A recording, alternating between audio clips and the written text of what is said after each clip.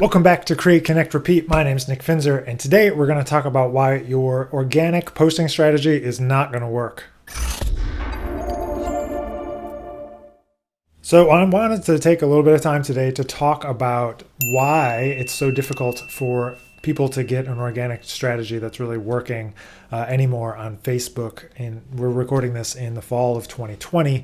So hopefully you can use some context there. But a lot of times what I'm seeing, especially people starting new pages, trying to get re-engaged with their following, trying to really start going hard on their social media to build their presence during this time when there's not a lot of performance happening live in person, are struggling to reach their audience now, even if they've built up a couple thousand fans, because the algorithms have changed. The way that Facebook wants to allow you to reach other people has taken a turn for the worse in terms of organic. However, it's now easier than ever and better than ever in terms of being able to target people very specifically and get your content in front of them. So in addition to all of the things that we've talked about on this show in terms of breaking down your audience, in terms of thinking about a social media strategy, a content strategy, a pillar content model, all of those different items, kind of regardless of that, we have to take all of that content into account and then create a paid media strategy to surround it that goes onto Facebook and Instagram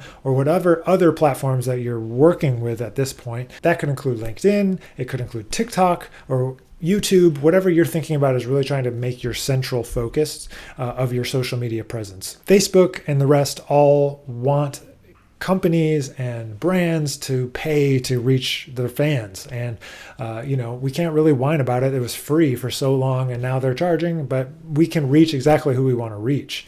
And so we now are on the same playing field with all the other brands and all of the other people that are creating ads for their products. So sometimes in music, we end up running into this issue where we're running ads, but the thing that we want to promote is streaming. And so when you break down the numbers, sometimes it doesn't work out super well.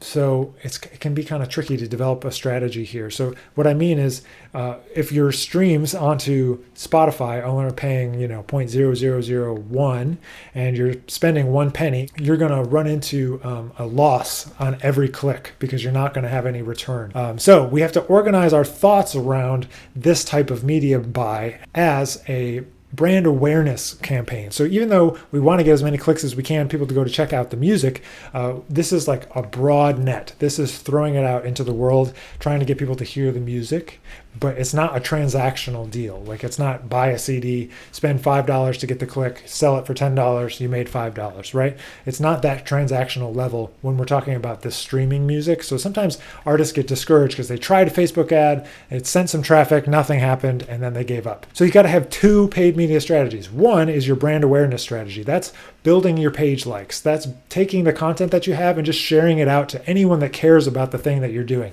So if that's jazz trombone for me, or if it's saxophone or piano or drum set for you, then that's reaching that community. You're sending content out. You're not asking for anything in return.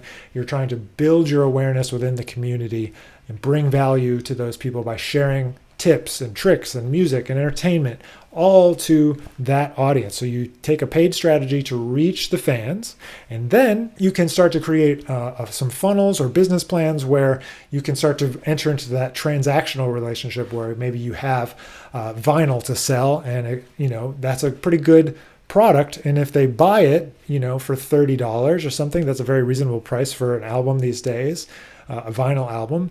Then you can spend $5 on that click if they're going to end up spending $30 with you. So you can hyper target now on Facebook and Instagram, and you can really find people that interacted with your brand awareness posts, and then you retarget them with your ask or with your offer after you've brought them value, and that can lead to a transaction. But if you have nothing to transact, don't expect to get a positive return on these Facebook and Instagram ads, or any platform for that matter. So I hope that you'll consider this when you're thinking about your organic strategy. The organic is going to be really, really, really hard unless you're making viral videos of cats or babies or something crazy, which you're not going to be able to replicate. That viral video loop is not necessarily a business strategy, especially for a niche so small as ours in terms of the creative music part of the industry, it's not necessarily the largest. So we have to be very pointed and methodical and thoughtful about how we spend the dollars that we do have in order to make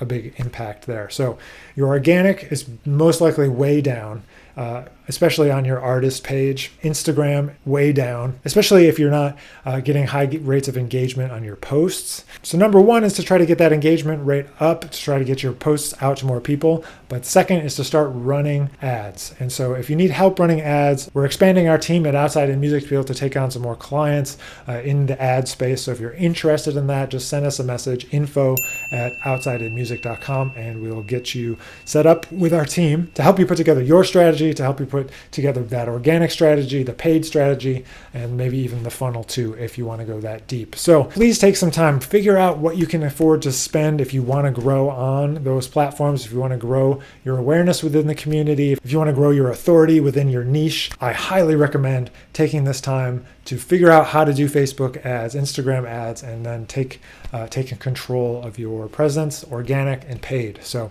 thanks for watching this week. We'll be back again with another episode of Create, Connect, Repeat real soon. We'll see you in the next video.